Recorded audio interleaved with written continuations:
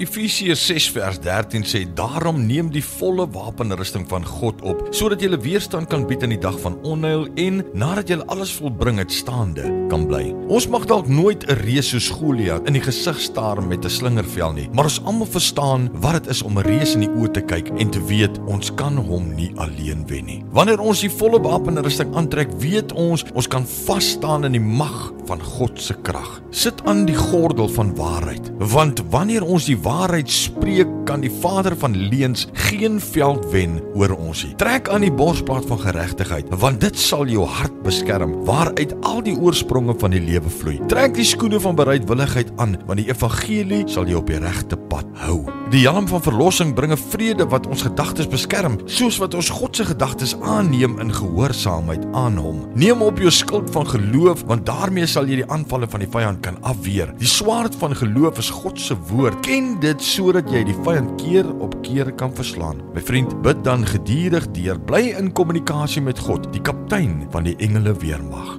Abba Vader, baie dankie Here vir die kosbare woord uit Efesiërs vanmôre. Dankie Here dat ons die volle wapenrusting vanmôre kan kom aantrek en dan weet ons dat ons weet Here, ons kan operate in u mag, in u krag en ons kan elke aanval van die vyand kan ons teenstaan. Ons loof vir ons prys en ons eer u in Jesus se naam. Amen.